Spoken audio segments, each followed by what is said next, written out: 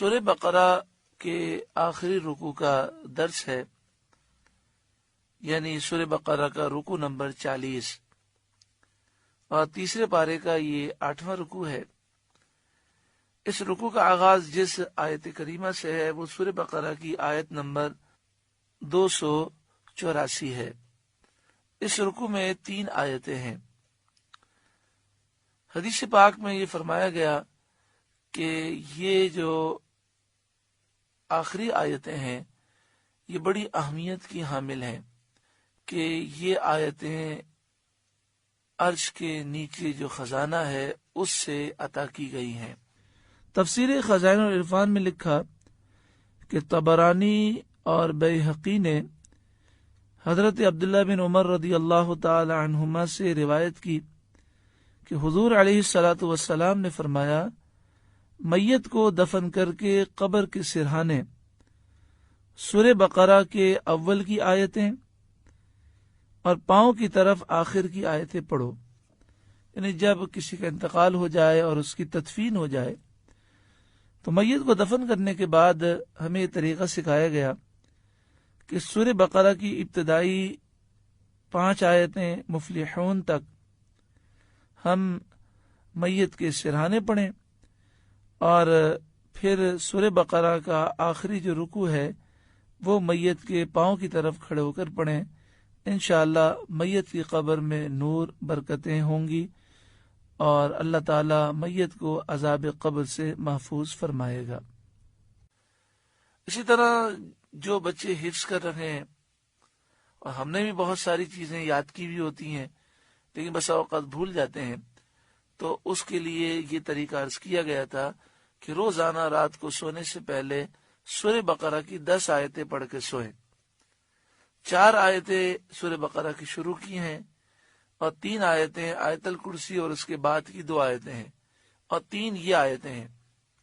جو یہ 10 آیتیں پڑھ کے سوئے گا انشاءاللہ تعالی قرآن نہیں بھولے گا، انشاءاللہ اس کا حافظہ ہمیشہ مضبوط رہے گا اور نسیان کا اور بھولنے کا مرض اس میں پیدا نہیں ہوگا۔ آئیے ہم اس رکوع کا درس سماعت کریں۔ للہ ما فی السماوات، اللہ ہی کا ہے جو کچھ آسمانوں میں ہے، وما فی الارض، اور جو کچھ زمین میں ہے وہ سب اللہ ہی کا ہے، وَإِن تُبْدُوا مَا فِي أَنفُسِكُمْ، اگر تم ظاہر کرو جو کچھ تمہارے دل میں ہے، او تخفوہ، یا چھپاؤ، یحاسبکم بہ اللہ، اللہ تم سے اس کا حساب لے گا۔ یہاں پر اس مسئلے کو سمجھ لیجئے کہ انسان کے دل میں 2 طرح کے خیالات آتے ہیں۔ ایک خیال کو وسوسہ کہتے ہیں۔ وسوسے کی تعریف یہ ہے کہ انسان اس خیال کو برا سمجھتا ہے، دل سے اس خیال کو پسند نہیں کرتا بلکہ ایسے خیال پر پریشان بھی ہوتا ہے۔ ایسے خیال کو وسوسہ کہتے ہیں اور یہ معاف ہیں، کیونکہ انسان کے اختیار میں نہیں کہ اس سے وہ دل کو خالی کرے۔ یہ شیطان کی طرف سے ہوتے ہیں۔ اللہ کے بارے میں، اس کے محبوب صلی اللہ علیہ وآلہ وسلم کے بارے میں، انبیاء، صحابہ، اولیاء کے بارے میں، قرآن پاک اور احادیث طیبہ کے بارے میں، فرشتوں کے بارے میں بہت سارے خیالات شیطان دل میں ڈالتا ہے۔ تو بڑی توجہ سے اس بات کو سمجھ لیں کہ اس پر کوئی گرفت نہیں ہے اور اس پر پریشان آپ نہ ہوں۔ یعنی اس لحاظ سے تو ہم پریشان ہوتے ہیں کہ اس خیال کو ہم پسند نہیں کرتے، لیکن بعض لوگ اس لحاظ سے پریشان ہو جاتے ہیں کہ اب میرے ایمان کا کیا ہوگا، پھر نمازیں چھوڑ دیتے ہیں۔ ہم نے پوچھا آپ نے نماز کیوں چھوڑ دی؟ تو وہ کہتے ہیں نماز پڑھتے ہیں تو وسوسے بہت آتے ہیں، قرآن کی تلاوت کرتے ہیں تو وسوسے بہت پریشان کرتے ہیں۔ وسوسے کو یوں سمجھیے کہ جیسے برابر میں آپ کے شیطان بیٹھا ہوا ہے اور وہ باتیں کر رہا ہے۔ اگر کوئی عام انسان بیٹھا ہوا ہو تو آپ اسے بھگا دیں گے، خود اٹھ جائیں گے، لیکن شیطان تو آپ کے خون میں دوڑ رہا ہے، آپ اسے دور نہیں بھاگ سکتے۔ تو جہاں آپ جاتے ہیں وہ خیالات ڈالتا ہے، تو یہ اس کی طرف سے گفتگو ہوتی ہے۔ مثلا حدیث پاک میں نبی اکرم صلی اللہ علیہ وآلہ وسلم نے فرمایا کہ شیطان آتا ہے اور تمہیں کہتا ہے کہ آسمان کس نے بنایا، دل میں خیال ڈالتا ہے، تم فوراً کہتے ہو اللہ نے بنایا۔ زمین کس نے بنائی، تم کہتے ہو اللہ نے بنائی۔ تو وہ اس طرح کرتے کرتے اب یہ سوال کرتے اللہ کو کس نے بنایا؟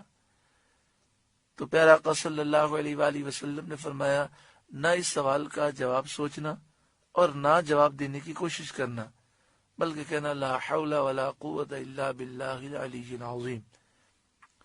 صحابہ کرام علیہم رضوان نے یہ سوال کیا کہ ہمارے دل میں بسا اوقات ایسے خیال آتے ہیں کہ جن خیال کو بیان کرنا ہم پسند نہیں کرتے، اور ان خیالات سے اتنی نفرت ہے کہ یہ خیالات بیان کرنے سے ہم مر جانا پسند کرتے ہیں۔ تو پیارا آقا صلی اللہ علیہ وآلہ وسلم نے فرمایا کہ یہ تو تمہارے ایمان کے مضبوط ہونے کی دلیل ہے، کیونکہ جب دل میں ایمان ہوتا ہے اور مضبوط ہوتا ہے تو ایسے خیالات سے شدید نفرت ہوتی ہے۔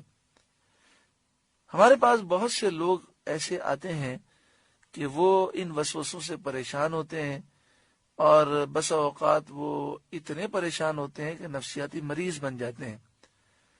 اگر وہ اس تقریر کو غور سے سن لیں اور سمجھ لیں تو انشاءاللہ تعالی یہ پریشانی دور ہو جائے گی کہ وسوسوں پر گرفت اللہ تعالی نے ہماری نہیں فرمائی، ہمیں معاف کر دیے گئے وسوسے، اور وسوسے آنے سے ایمان کمزور ہونے کی دلیل نہیں، بلکہ وسوسے آنا یہ ایمان کے مضبوط ہونے کی دلیل ہے کہ ہمیں جب اس سے نفرت ہے اور یہ خیالات ہمیں پریشان کرتے ہیں، اس کا مطلب ہمارے دل میں ایمان مضبوط موجود ہے۔